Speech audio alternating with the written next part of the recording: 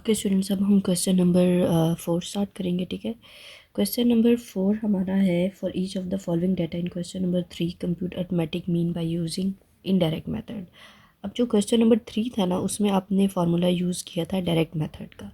अब आपने formula use करना है इनडायरेक्ट मेथड। ठीक है, निकालना आपने अरिथमेटिक मीन है। ठीक है, इसकी जो टाइप्स हैं, जो सारे फार्मूलाज हैं, उसकी मैं एक अलग वीडियो बनाई है, तो आप उसके लिए उस वीडियो को देख लीजिएगा। तो आपको जो है ना समझ आ जाएगी कि कौन सा फार्मूला डायरेक्ट क्या है, कौन सा इनडायरेक्ट क्या है, या कितनी इसकी टाइप्स है।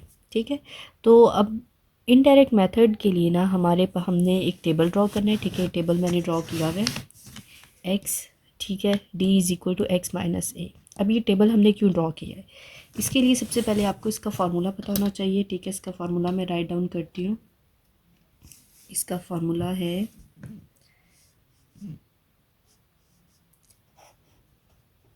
Arithmetic mean. ठीक है, X bar A plus summation D over N.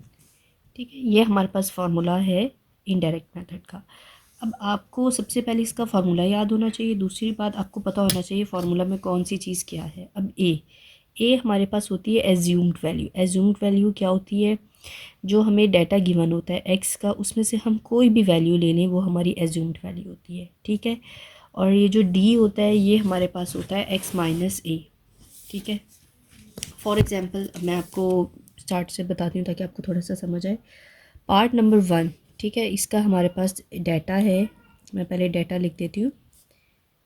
12, ठीक है, 14, 17, 20, 29, 35 और 45। ठीक है, ये वही डाटा है जो क्वेश्चन नंबर 3 में हम यूज़ कर चुके हैं। अब ये हमारा डाटा है, इसको हम डिनोट करते हैं एक्स से।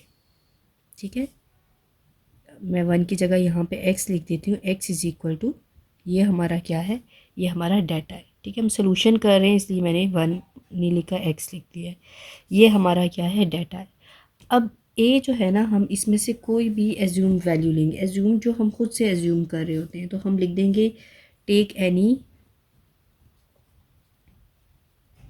टेक एनी, ये सारे कांस्टेंट है ना, any constant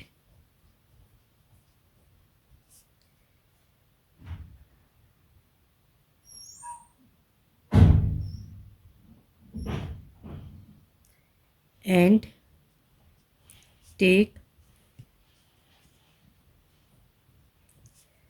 deviation from it. For example मैं इस पूरे डाटा में ना 24 ले लेती हूँ। ठीक है, यहाँ 20 के बाद मैंने 24 मिस कर दिया। ठीक है, कांस्टेंट का मतलब क्या है, ये सारी कांस्टेंट वैल्यूज़ है, इसमें से मैंने कोई भी कांस्टेंट लिए। और डेविएशन का मतलब ये है कि कोई भी कांस्टेंट लें और फिर आप उसकी डेविएशन फाइंड करें। यहाँ डी से मुराद होता है डेविएशन। ठीक है, तो इसमें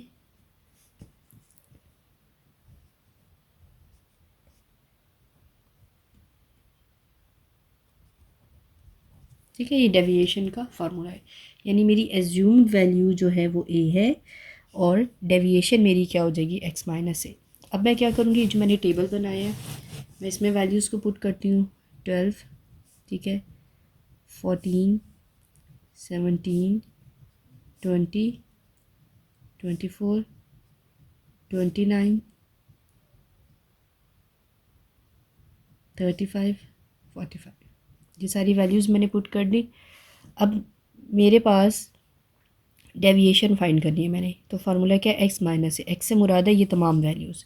फार्मूला में एक बात का ख्याल रखना है, पहले आपने एक्स की वैल्यू लेनी है, फिर आपने अपनी एज्यूम्ड वैल्यू को लिखना है। तो आप इसको किस तरह लिखेंगे, 12 minus 24, 14 minus 24, 17 minus 24, 20 minus 24, 24 minus 24, 29 minus 24, 35 minus 24, 45 minus 24। ठीक है, ये हमने वैल्यूज़ लिख ली हैं। अब हम क्या करेंगे, अब हम इनको माइनस करेंगे। एक बात का ख्याल रखना है, 12 माइनस 24, जब हम प्लस या माइनस करते हैं साइन हम हमेशा बड़ी वैल्यू का लगाते हैं, ग्रेटर वैल्यू का। ठीक है, 24 के साथ माइनस है तो हमारा आंसर किस में आएगा, माइनस में। साइन की आपने मिस्टेक नहीं करनी, नहीं तो फिर आपका आंसर ठीक नहीं आएगा। अब 12 माइनस 24 हमारे पास क्या होता है, 12। ठीक है, 14 माइनस 24 हमारे पास क्या आएगा, 10।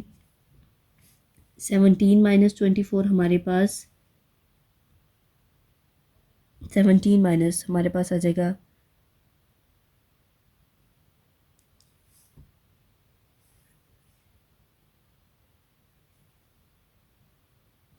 7। ठीक है, 20 माइनस 24 -4, 24 माइनस 24 हमारे पास 0, 29 माइनस 24 हमारे पास 5। अब देखें पॉजिटिव वैल्यू है, क्योंकि अब जो हमारी बड़ी ग्रेटर वैल्यू है उसके साथ पॉजिटिव साइन है, प्लस का साइन है। 35 माइनस 24 हमारे पास क्या आ जाएगा, 11। और 45 माइनस 24 हमारे पास आ जाएगा 25। ठीक है, अब ये वैल्यूज़ हमने निकाल ली। अब हम ना यहीं अपने टेबल के एंड में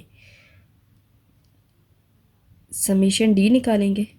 ठीक है, अब समेशन डी हम क्या निकालेंगे, जो वैल्यू माइनस है वो माइनस ही लेंगे। ठीक है, और जो प्लस है उसको प्लस लेंगे। ठीक है, आप इसको कैलकुलेटर पे करेंगे, ये आपके पास वैल्यू क्या आ जाएगी, 4। ठीक है, अब ये आपका फार्मूला है, अपने फार्मूला में वैल्यूज़ पुट करें। ए आपने एज्यूम्ड वैल्यू क्या ली हुई है, 24। समेशन डी आपके पास क्या है, 4। और एन आपके पास क्या है, 8। ठीक है, एन क्या होता है आपको दोबारा बता दूं, ये जो एक्स की वैल्यूज़ आपने पहले भी काउंट की थी, 1 2 3 4 5 6 7 8।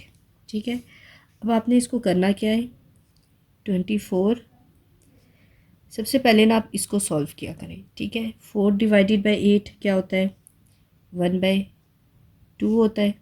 ठीक है, 1/2 डिवाइड क्या होता है, 1 डिवाइडेड बाई 2, 0.5। आपका आंसर क्या आएगा, 24.5। आप डायरेक्ट मेथड से करें, आप इनडायरेक्ट मेथड से करें, आंसर आपका सेम ही आता है। ठीक है, लेकिन आपने ख्याल रखना है कि आपको क्वेश्चन में क्या दिया, आपको डायरेक्ट मेथड पूछा है या आपसे इनडायरेक्ट मेथड पूछा है।